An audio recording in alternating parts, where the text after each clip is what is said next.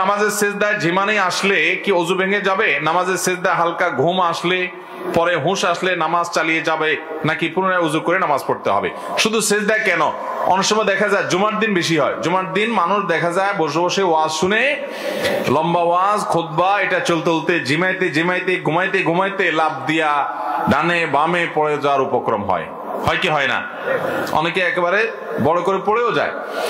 তো এরকম নামাজের মধ্যে কিংবা নামাজের বাইরে মসজিদে বসা অবস্থা যদি আপনার ঘুম আসে, তাহলে এই ঘুমের কারণে যদি আপনি পড়ে যান তাহলে ওযু ভেঙে যাবে।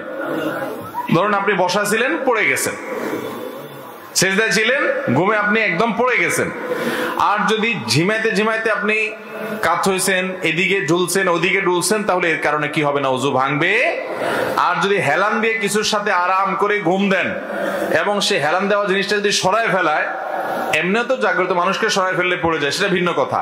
জাগ্রত মানুষ তো কিছুটা টের পেয়ে যায়, কিন্তু ঘুম এত গভীর হয়েছে যেটা সরালে আপনি পড়ে যাবে, তাহলে সেক্ষেত্রে ঘুম ওযু ভঙ্গ হয়ে যাবে এবং যার কারণে নামাজ আপনার পড়তে হবে পুনরায় ওযু করে।